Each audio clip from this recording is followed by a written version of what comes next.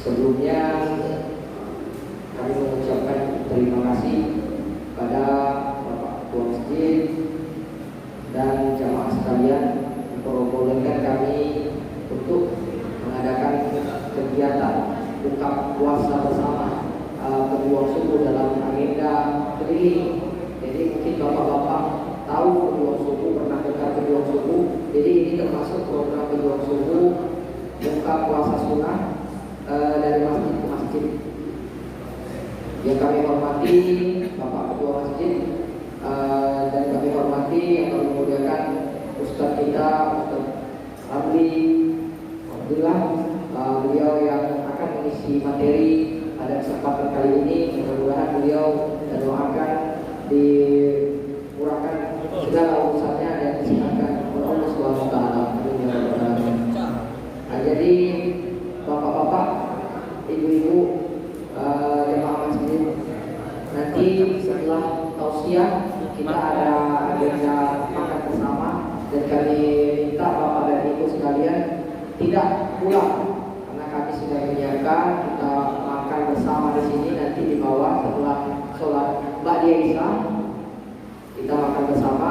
Dan sekarang kita agendakan tausiah dari Ustaz kita Ustaz Ramli Abdullah. Kepada Ustaz waktu dan tempat kami persilakan. Assalamualaikum warahmatullahi wabarakatuh. Waalaikumsalam warahmatullahi wabarakatuh.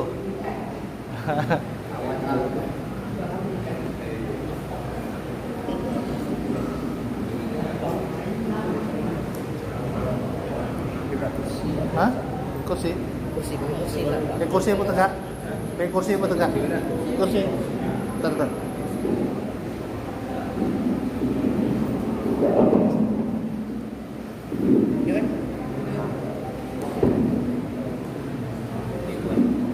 Duduk foto ini. Iya. Oh, secara langsung.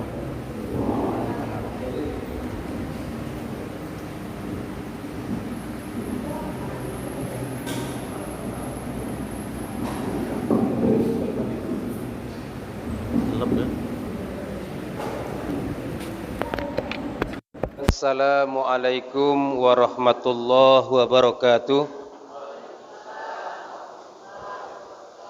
Alhamdulillahillazi allafa baina qulubina fa asbahna bi ni'matihi ikhwana. Huwallazi anzala as-sakinata fi qulubil mu'minin liyazdadu imanan ma'a imanihim. Walillahi junudus samawati wal ard. Wa kana Allahu aliman hakima. Asyhadu an la ilaha illallah wa asyhadu anna Muhammadar Rasulullah. Allahumma salli ala sayyidina Muhammad wa ala alihi wa ashabihi ajmain. Qala Allah Ta'ala fil Qur'anil Karim, a'udzu billahi minasy syaithanir rajim. Rabbi adkhilni mudkhala sidqi wa akhrijni mukhraja sidqi waj'alni min ladunka sultanan nasira. Rabbana atina min ladunka rahmatan wa hayyi' lana min amrina rasyada.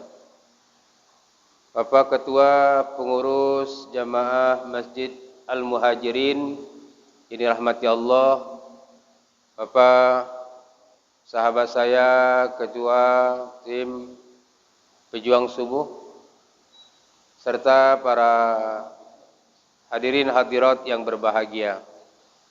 Bersyukur kita kepada Allah dengan mengucapkan alhamdulillahirabbil alamin. Bersalawat kita kepada Rasulullah dengan mengucapkan Allahumma salli ala sayyidina Muhammad wa ala ali sayyidina Muhammad. Saya tadi baru ditelepon oleh Pak Bambang, Ustaz Al-Kosong malam ini isi pengajian kita di Muhajirin. Alhamdulillah. dan saya tidak ada kegiatan dan saya dapat hadir pada malam hari ini. Saya tanya tadi berapa lama, terserah Ustadz lah. Tapi tadi alhamdulillah ada yang mengumumkan ada makan ba'da Isya. Oh, saya pikir tadi sebelum Isya kan, kalau sebelum Isya kan cepat nih ceramahnya.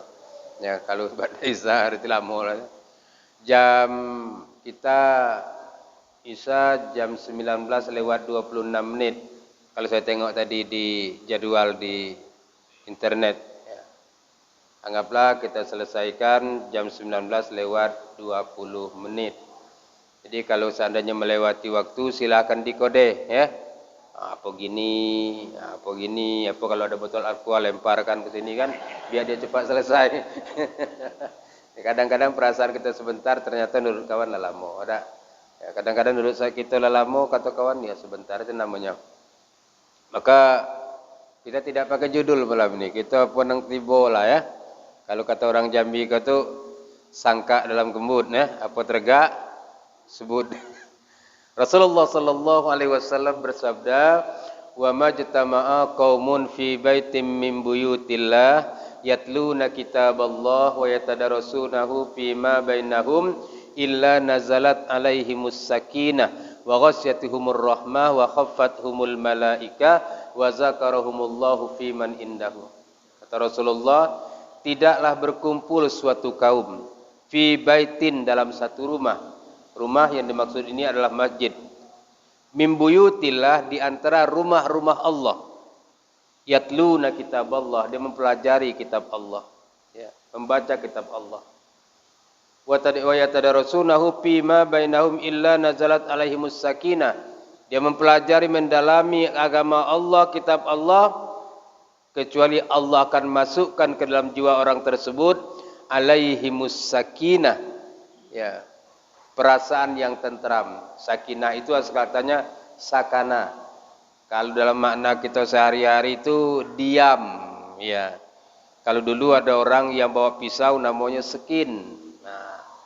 Kalau sudah kena pisau itu seakan ada terasa, tapi ayamnya mati. Ya, itu namanya saking tajamnya. Jadi orang yang senantiasa berjamaah berkumpul di rumah Allah, Allah akan berikan ketenangan dalam hatinya. Sekarang kan banyak orang yang kesepian di tengah keramaian, ya.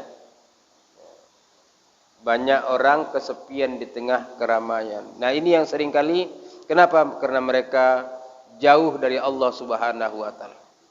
Wa ghasyatuhumur rahmah, dia senantiasa dalam rahman Allah. Wa khaffathumul malaikah, dia akan dinaungi oleh para malaikat. Dan dia dibangga-banggakan oleh Allah di antara para malaikatnya. Allah bangga melihat umat Islam, kaum muslim berkumpul ketika dia mengagungkan, berzikir kepada Allah. Kenapa? Karena ketika Allah akan menurunkan Adam di muka bumi sebagai khalifah, para malaikat kan meragukan, apa iyo manusia itu bisa mensejahterakan bumi, bisa beribadah kepadamu ya Allah. Jangan-jangan mereka akan mempertumpahkan darah. Kenapa tidak kami saja, para malaikat ini yang jelas-jelas sudah taat kepadamu ya Allah? Malaikat meragukan. Tapi setelah melihat bagaimana manusia-manusia yang taat kepada Allah, di tengah keheningan malam dia terbangun sujud kepada Allah. Lalu kata Allah, "Wa minal laili fatahajjat bihi nafilatan laka asa ayyab'asaka rabbuka maqaman mahmuda." Dikala orang tertidur dengan lelap, dia bangun kesendiriannya. Allah bangga melihat demikian. Ketika mereka sibuk dengan aktivitasnya, azan berkumandang, dia tinggalkan aktivitasnya, dia bergebut berjalan menuju rumah Allah, melaksanakan salat berjamaah. Allah bangga. Ternyata aktivitas kehidupan di dunia tidak menghalangi dirinya untuk beribadah kepada Allah Subhanahu wa taala. Dan Allah bangga melihat kita-kita yang berkumpul di rumah Allah. Karena selain daripada Allah itu makhluk, ya. Tidak ada kemakhlukan dalam zat Allah dan tidak ada zat Allah dalam diri makhluk. Itulah Allah. Laisa kamitslihi syai'un. Ini karpet Dalam pandangan kita benda mati, tapi dalam pandangan Allah ini adalah makhluk. Dia bisa berbicara di hadapan Allah. Maka kita kalau sudah sholat wajib, sholat maghrib ini kadang-kadang di sebagian tempat ada yang qobliyah maghrib. Walaupun sunnah qobliyah maghrib itu termasuk sunnah ghairu muakkad, tidak diberatkan, tapi ada, ya, dibolehkan. Nah, kalau kita sebelum sholat sunat maghrib mungkin di tempat situ. Nanti pas selesai sholat qobliyah maghrib, orang sudah qomat, kita cari tempat kalau dapat berebut untuk mencari saf yang pertama, ya. Jadi makruh hukumnya kalau kita dapat saf yang pertama, tapi saf yang pertama itu kita serahkan kepada orang lain. Misalnya begini, kita lah dapat saf yang pertama, tengok belakang ada gubernur, Pak, bapak ke depan, itu makruh. Bab dalam kebaikan tidak ada istilahnya. Dia ke dalam kebaikan itu adalah fastabikul khairat, berlomba-lomba untuk kebaikan. Kadang-kadang kita menghormati orang kan, ya. Enaknya tuh orangnya alim. Nah, bapak ke depan, bapak ke depan. Kalau yang untuk belakang imam wajarlah. Karena takut nanti kalau imamnya salah, dia tukang tunjui. Kalau imamnya berhalangan, dia yang maju jadi imam. Tapi kalau bangsa-bangsa yang lain-lain nih, saf yang pertama, ya tidak mesti harus. Kalau kita dapat kesempatan saf yang pertama, ya jangan bagikan ke orang, itu bagian itu. Ya. Nah, ya. Jadi bagi Allah itu. Jadi kalau saya nanti sudah sholat maghrib, habis sholat wajib, mau sholat sunat ba'diyah maghrib, cari lagi tempat yang lain. Semakin banyak tempat sholatnya, semakin baik, karena tempat-tempat itu nanti akan bersaksi di hadapan Allah bahwa dia di dunia dipergunakan untuk beribadah kepada Allah. Dalam hadis itu katakan, ma min buqatin yusalla fiha salatun au zikrullahi alaiha illa istabsarat bizalika ila muntahaha wa fakharat ala ma haulaha minal biqai. Tidaklah suatu tempat, kata Rasulullah, yang tempat itu dipergunakan untuk berzikir, bersolat kepada Allah, kecuali tempat itu merasa bergembira dan berbangga-bangga diri terhadap tempat-tempat yang ada di sekitarnya. Dia bangga. Tengok aku dijadikan tempat sholat. Kalau misalnya di RT kita tiba-tiba gubernur entah survei, entah jalan-jalan, ya, atau Pak Wali Kota, tiba-tiba dia masuk ke rumah kita, numpang ngopi ke, numpang duduk ke, numpang istirahat ke, yang punya rumah pasti bangga. Ya Allah, banyak rumah nengelok di rumah kau, tapi rumahku yang dia masuk. Rasanya kalau soal berilmu, banyaklah orang yang tinggi pendidikannya daripada aku, tapi dia senangnya kok ke rumah aku. Kalau soal makanan, rasanya banyaklah enak makanan di rumah orang, tapi dia senang makan di rumah aku. Kita yang punya rumah itu merasa bangga. Begitulah tempat bumi ini, ya. Maka kalau kita di rumah, misalnya kita ada kamar 4, 5, ada satu kamar yang kita khususkan ini, andaikan hari ini mungkin kalau hujan lebat atau aku tidak bisa berangkat ke masjid, aku ini bagian kamar ini aku pergunakan untuk musola pribadiku. Nanti mungkin di kamar itu kita bikin kaligrafi, ya, suasana lampunya kita buat sesahdu mungkin, sehingga kalau masuk ke dalam ruangan itu rasanya seperti masuk ke raudhah, kan? Lampunya mungkin agak warna kehijau-hijauan, ada di pinggir-pinggir ini ada kaligrafian. Jadi kalau seandainya inilah tempat aku akan sholat.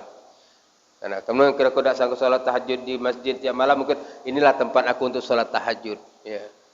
Inilah mungkin tempat aku sholat tasbih yang mungkin kalau aku nak sujud agak lama mungkin orang tidak terganggu. Di antara kamar ada sekitar tuh, kamar itulah yang berbicara di hadapan Allah. Dia bangga karena dia ditempati untuk beribadah kepada Allah Subhanahu wa taala.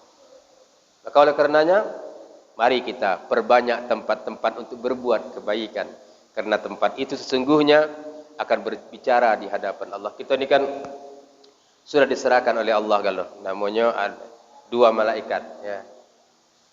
Ada namanya malaikat Raqib, ada namanya malaikat Atid. Nah, menurut ahli tafsir itu bukan nama malaikat, tapi ada malaikat yang selalu mengikuti kita, maka dia dikatakan Raqib, dia dekat dengan kita dan dia mencatat perbuatan-perbuatan kita. Ada sebutan juga kiraman katibin, dia sama. Kita boleh diam, kita boleh lengah, Kita boleh lalai, kita boleh lupa, tapi dua malaikat itu tidak pernah berhenti mencatat perbuatan-perbuatan kita. Dari mulai kita akil baligh sampai kita meninggal akan tersusun dengan rapi catatan itu. Ya. Dan catatan itu nanti akan diberikan oleh Allah kepada kita. Wa kullu insanin alzamnahu ta'irahu fi unukihi wa nukhriju lahu yaumal qiyamah kitaban yalqahu mansura. Setiap manusia, kata Allah, akan kami kalungkan kitab amalnya fi unukihi, pada punuk, pada leher, pada pundak mereka. Wa nukhriju lahu yaumal qiyamah. Kitab itu nanti akan dikeluarkan oleh Allah pada hari kiamat. Kitaban yalqahu mansura, sebagai catatan yang terbentang, dibentang oleh Allah. Ini catatan amal kau. Setelah dibentang oleh Allah, apa kata Allah? Iqra kitabaka kafa binafsikal yauma 'alaika hasiba. Baca oleh kamu akan kitab amal kamu dan cukup kamu yang menghitung amal-amal kamu. Tengoklah gawe kita di situ. Jika flash disk dimasukkan ke dalam tip bisa berbicara menjadi sebuah suara, apakah ilmu Allah?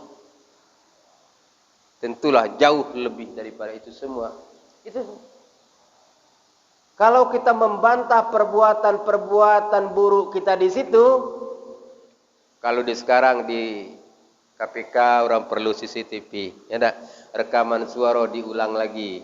Pembicaraan kau tanggal sekian dengan si anu, tanggal sekian, jam sekian, di sini tempatnya, untuk membuktikan bahwa kau betul-betul bersalah, tapi di hadapan Allah. Tidak perlu banyak-banyak cerita.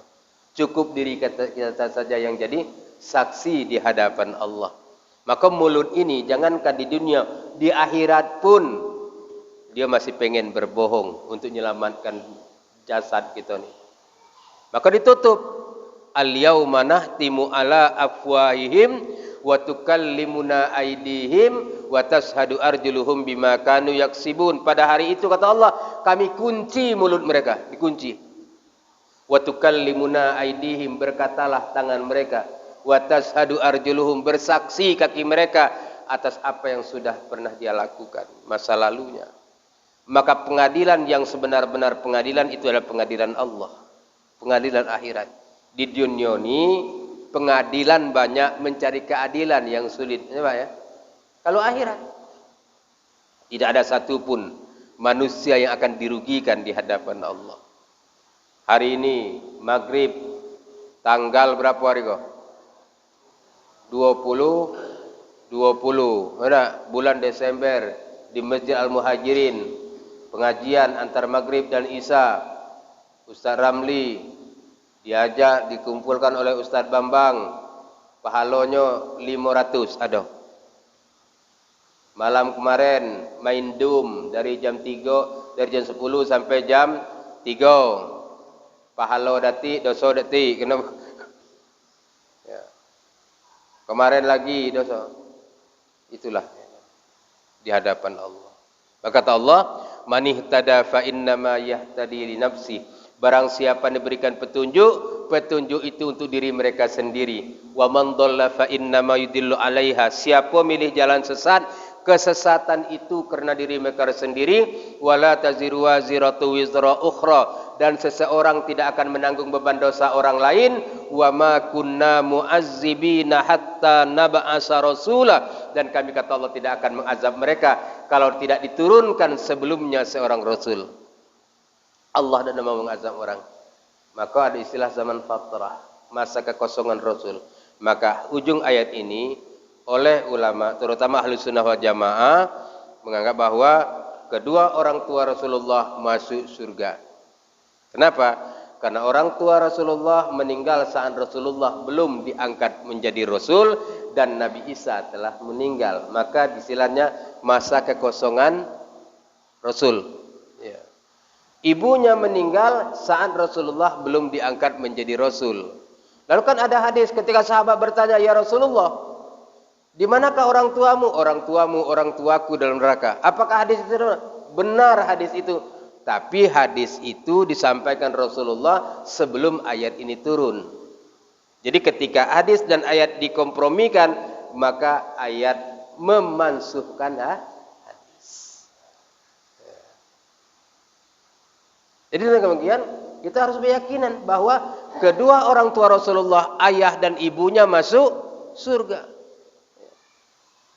Bagaimana mungkin zuriat yang mulia, nurnya berpindah dari satu orang mulia kepada orang mulia dan orang itu dimasuk Allah dalam neraka? Tidak mungkin. Jadi masa itu adalah masa fatrah, masa kekosongan. Ya.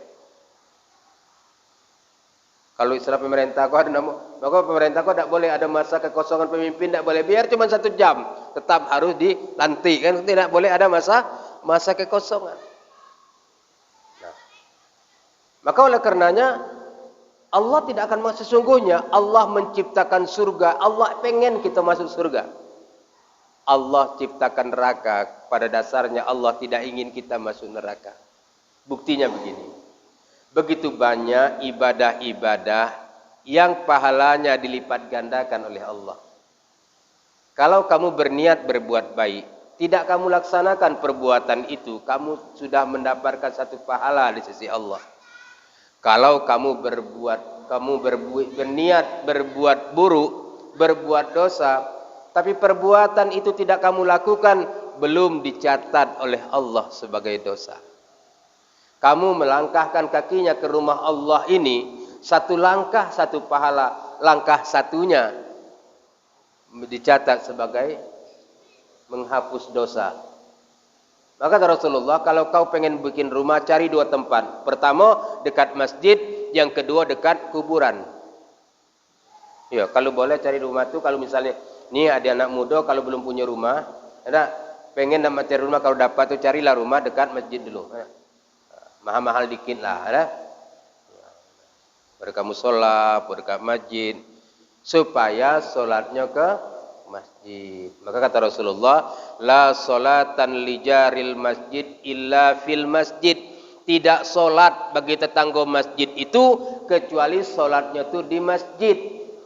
Cuman ulama hadis menafsirkanlah itu tidak, bukan dimaknakan tidak sah, tapi dimaknakan tidak sempurna. Ada? Ya, belum sempurna. Tapi kalau letterlek bahasanya, tidak ada semayang, nggak mutu sesungguhnya kalau ke rumah kamu dekat masjid, tapi masih semayang di rumah, kan gitu. Nah, sholatlah ke masjid. Maka beruntunglah orang yang rumahnya dekat masjid. Beruntung juga orang yang rumahnya jauh dari masjid, tapi sholatnya ke masjid. Kenapa? Karena langkahnya lebih banyak daripada orang yang rumahnya dekat masjid. Tentulah tantangannya lebih berat, pahalanya lebih banyak. Ya. Ada manfaat. Tapi adakah jaminan orang yang rumahnya dekat masjid pasti sholat ke masjid? Kaget dulu ceritanya. Tidak semua orang yang rumahnya dekat masjid pasti sholat ke masjid. Karena yang menggerakkan orang sholat atau tidak itu adalah kekuatan hidayah dalam batinnya. Tidak semua orang yang berharta rajin sedekah. Tidak semua orang yang berilmu rajin beramal. Tidak semua orang yang beramal akan ikhlas. Itu sesungguhnya akan beda-beda orangnya. Ya. Ini acara kita ini tadi kan buka bersama. Saya bilang sama Pak Bambang, tanya Pak Bambang, aku dah usah lah ceramah malam ni ngapo? Aku dah ada puasa hari kau. Kok tukang ceramahnya orang puasa tasu'ah, mun awak dah ada puasa.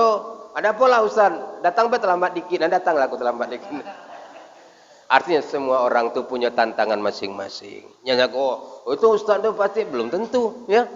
Karena kekuatan batin, kekuatan hidayah masing-masing orang itu beda-beda. Ya. Saya termasuk agak kurang dikit puasa. Ubusan puasa itu kemudian puasa wajib, puasa lah kan.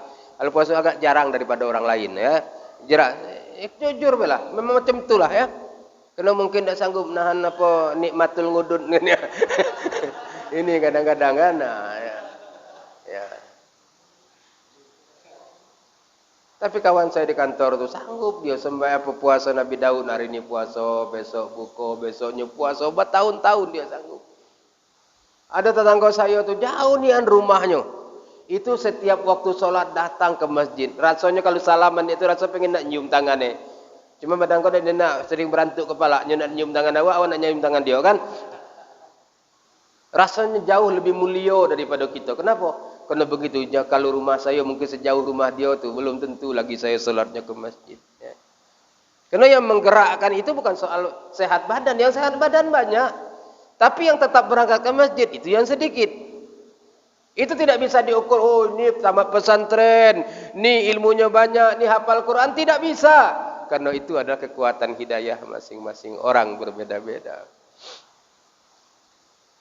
Nah, Iqra atau baca kitab kamu. Nah, setelah kitab itu disuruh baca, Allah lipat.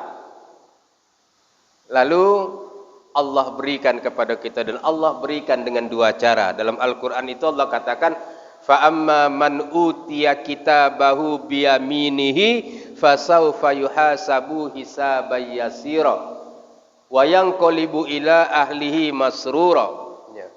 Barang siapa yang diberikan kitab amalnya pada tangan kanannya, dia terima dari tangan kanan, فَسَوْفَ يُحَاسَبُ حِسَابًا يَسِيرًا, dia akan dihisab dengan perhitungan yang mudah. Itu tanda baik, itu tanda elok kalau seandainya dia sudah menerima catatan amal dari tangan kanannya. Masya Allah. Mudah-mudahan kita semua dapat menerima catatan amal dari tangan kanan. Amin.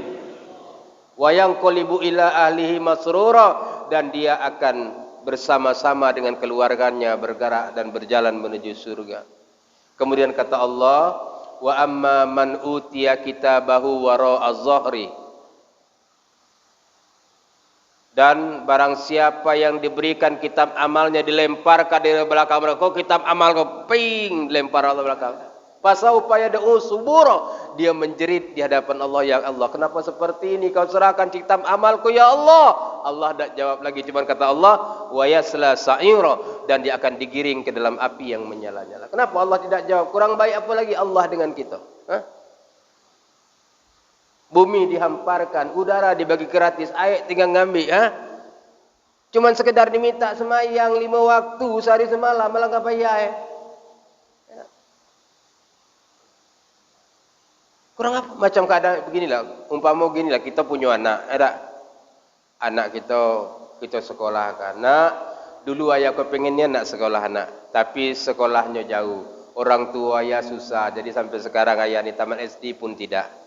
Sekarang giliran ayah, kau anak ayah, jangan lagi kau tidak sekolah. Nah, cukuplah ayah kau ni nang lolo, cukuplah ayah kau ni yang jadi selontok. Jangan lagi kau macam ayah ni. Dulu ayah sekolah nak jauh, nak sekolah 3 kilo jalan kaki nak, tapi ayah tetap sekolah nak. Sekarang giliran kau. Dulu ayah jalan kaki, sekarang kau ayah belikan motor. Ni nak motor kau. Dulu ayah tak pernah ni anak pakai jajan. Ni nak tiap hari minimal 5.000 ayah kasih kau jajan. Dulu nak ayah ni pakai sehelai sepinggang ni lah, seminggu-minggu tu ayah pakai untuk sekolah. Sekarang nak kau 7 hari 7 ayah belikan pakaian. Cuma ayah minta sekok, kau sekolah lah dengan rajin. Nah, urusan cari nafkah bagian ayah. Kepala ayah jadi kaki, kepala kaki jadi kepala bagian ayah. Itu urusan kau cuma sekolah nak. Berangkatlah. Apa yang kau pengenkan bagi tahu ayah. Beli buku, beli apa bagi tahu ayah. Ayah usahakan. Bab ayah pengen kau lebih baik daripada ayah ke depannya. Dia pun mulai sekolah. Semester akhir dia pun mau rapor, disuruh awak orang tua pergi sekolah. Tiba ke sekolah ni anak lapor bapak. Kita tengok nilainya 4, 5, 4, 5, 4, 5 bawah, tengok nilai tidak naik kelas. Kita balik ke rumah, anak nongok depan pintu. Ayah balik, mana lapor saya nak? Kau lapor kau nak. Pang. Kau gawe kau nang suruh aja. Kenapa? Rasanya kurang apa lagi kita anak-anak, kurang apa lagi Allah dengan kita. Kalau kamu punya harta banyak, cuman minta 2,5%, tak banyak dak zakatnya. Kamu puasa cuma setahun, sebulan, itu pun siang bermalam tidak. Apa yang kurang? Jangan ke manusia, malaikat pun heran. Kalau kita baca surah Al-Muluk itu dikatakan apa?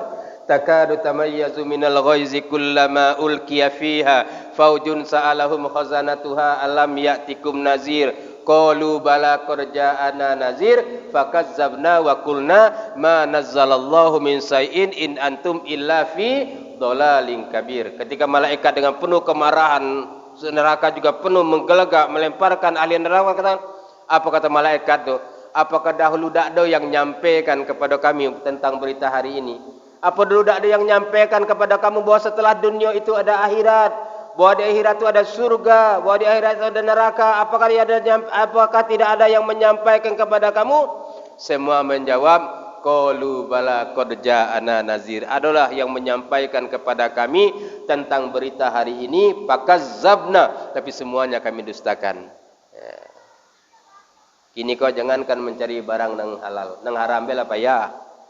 Jadi kau jangan usah sok suci lah dengan aku ni. Apa lagi? Oleh karena itu, pandai-pandailah kita menjalani kehidupan ini. Nah, pandai-pandailah. Sebaik-baik nasihat adalah dari diri kita sendiri. Hasibu ampusakum qabla antuhasabu. Berhisab-hisab. Berhitung-hitunglah kamu dengan dirimu sendiri sebelum saatnya kamu yang akan diperhitungkan oleh Allah. Manusia ini macam inilah adanya. Maka kita kalau melihat orang berbuat salah, jangan cepat menghina dan mencaci maki. Karena godaan kita ke depan pun tak tahu seperti apa besarnya. Dan kita pun tak tahu saat godaan itu datang setangguh apa iman kita. Kita mungkin marah, membenci, mencaci maki koruptor. Mungkin kita tidak dalam posisi dia. Andaikan kita di posisi dia, jangan-jangan kita lebih parah daripada. Tapi kita pun tidak boleh mentolerir itu. Yang kejahatan tetaplah sebuah kejahatan. Ya. Tapi kita bersyukur, ya Allah, aku tidak diberikan tantangan yang seberat dia. Sehingga alhamdulillah aku masih selamat perjalanan hidup ini. Ya. Maka oleh karenanya kita berusaha untuk senantiasa menjalankan hidup ini dengan penuh kerahmatan Allah Subhanahu wa taala. Dunia ini sementara, ya. Kita ni walaupun penduduk asli Sukabumi, pada akhirnya pasti akan kembali ke Balikpapan. Betul tak? Kalau sudah balik ke Balikpapan, ya tentulah adalah kullun nafsin za'iqatul maut. Tiap-tiap barang yang bernyawa pasti akan mati. Tak peduli dia pejabat, mobil mengkilat, rumah bertingkat, berpagar kawat, bahkan tertulis di depan rumahnya, awas ada anjing jahat. Ingat, ada Israel sang malaikat, kalau dia datang nyawa pasti akan diangkat. Dipanggil Pak Ustadz, bacakan doa selamat, dibawa ke belakang, disiram, disikat kuat-kuat agar berterbangan daki-daki yang melekat. Ditutup dengan kain kafan, diikat ketat-ketat, dibawa ke masjid, disolatkan yang takbirnya ada 4. Dibawa ke kubur, masukkan ke dalam liang lahat, ditutup dengan papan rapat-rapat, ditimbun dengan tanah, diinjak kuat-kuat. Yang ngantar pulang ke tempat berikutnya datang 2 malaikat, nanyokan amal ibadat. Kalau banyak amalnya bakalan selamat, kalau tidak habislah kenosikan taman. Adalah 3 bulan ngapal itu, ya. Ya.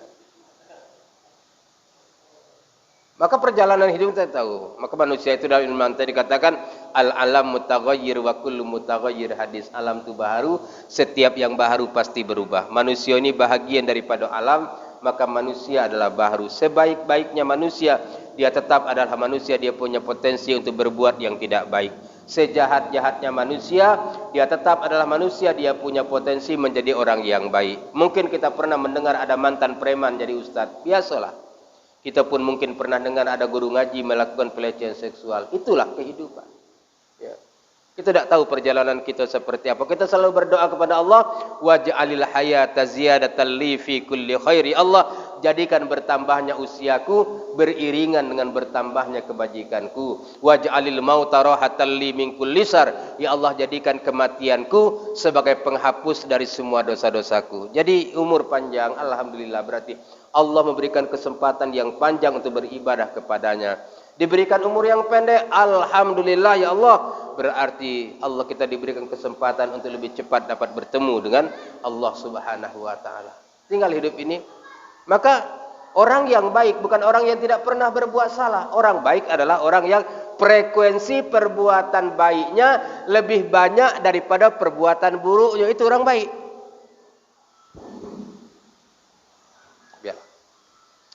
Itulah orang baik, ya. Fa amma man sakulat mawazinuhu fahuwa fi isatir radiyah. Barang siapa yang berat timbangan amal baiknya, maka dia akan mendapatkan balasan yang memuaskan. Ya. Wa amma man khaffat mawazinu fa ummuhu hawiyah. Barang siapa yang ringan timbangan amal baiknya, maka dia akan dimasukkan ke dalam api yang amat panas. Berarti kan tinggal buruk baiknya. Maka di akhirat ada namanya mizan, timbangan amal. Kalau kita ditimbang amal kita, lepakkan pahala bagian sebelah kanan, lepakkan dosa bagian sebelah kiri. Timbangan dilepaskan lalu mulai dia bergerak. Kalau dia berat ke sini, berat ke kanan. Berarti bukan berarti di kiri ini tidak punya dosa, ada, tapi tidak sebanyak nang kanan. Jadi kalau pahalanya 60 kilo, dosanya 40 kilo, dia akan berat ke kanan. Kalau boleh hitung-hitungan, ambil pahala, bayarkan ke dosa 40, masih ada sisa 2. Itulah modal masuk surga. Maka surganya macam-macam, ada tingkatan, ada jannatul ma'wa, jannatul naim, jannatul firdaus, macam-macam. Tergantung tingkat amal kita. Kalau Pak Bambang ni kan ya pejuang subuh, tentu levelnya agak tinggi dikit. Ya, kalau kita di bawah-bawah dikit jadilah ya. Yang penting masih masuk surga.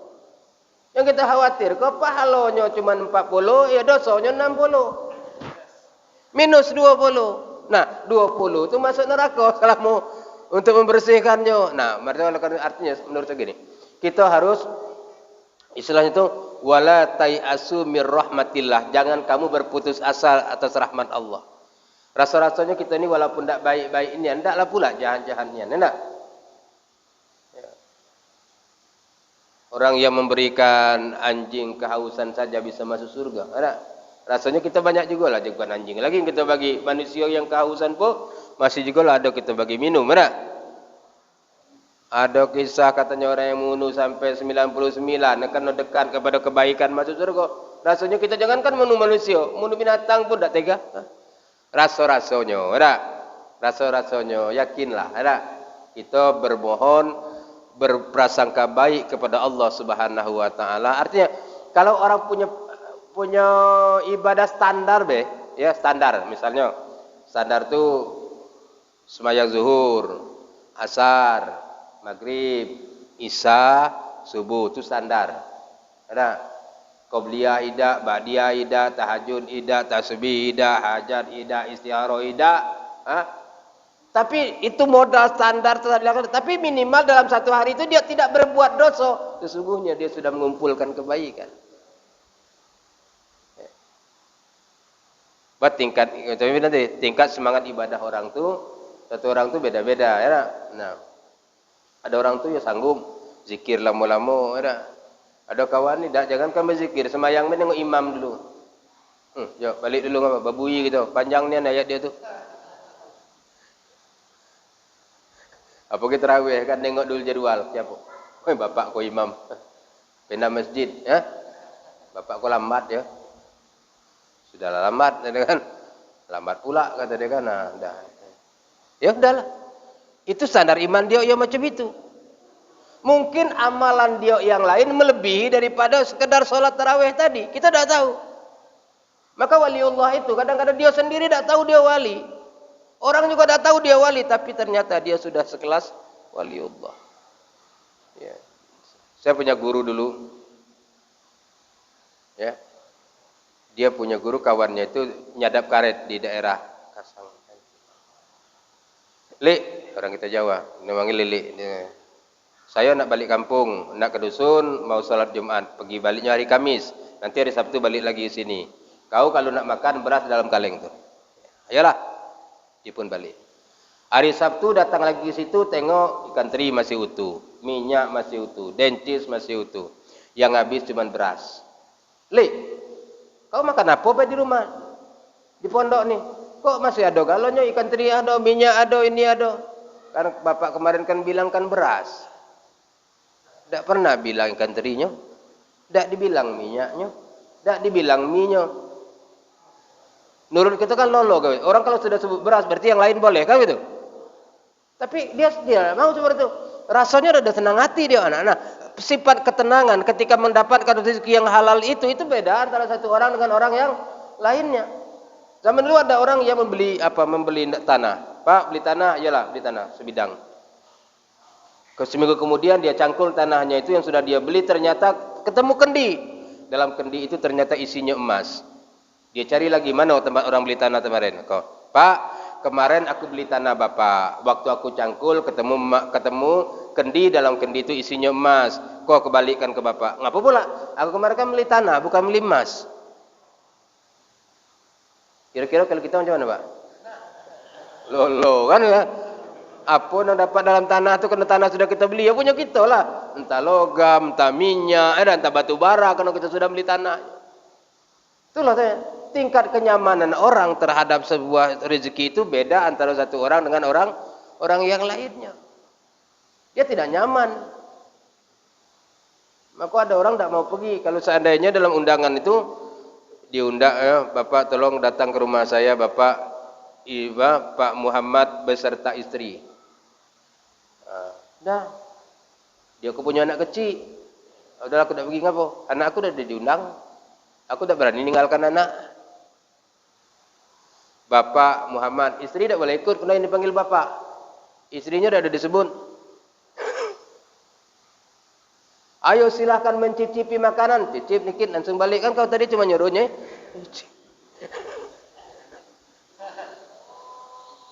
Alah, alhamdulillah. Sebenarnya bahan aku telah mulai habis juga ya. Jadi waktu sudah isya dan tidak ada tanya jawab karena saya takut tidak tahu jawabnya. Jadi saya rasa ini yang dapat saya sampaikan.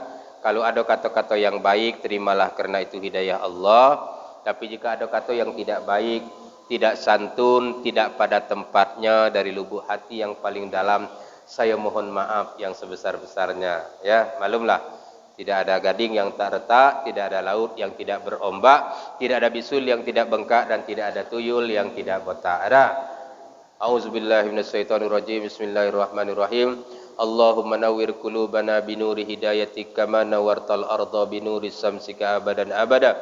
Rabbana atina fid dunya hasanah wa fil akhirati hasanatan wa qina azabannar wa adkhilnal jannata ma'al abrar ya aziz ya ghaffar ya rabbal alamin. Wa sallallahu ala sayyidina Muhammad wa ala alihi wa sahbihi ajmain walhamdulillahi rabbil alamin. Wallahul muwaffiq ila aqwamit thariq. Wassalamualaikum warahmatullahi wabarakatuh.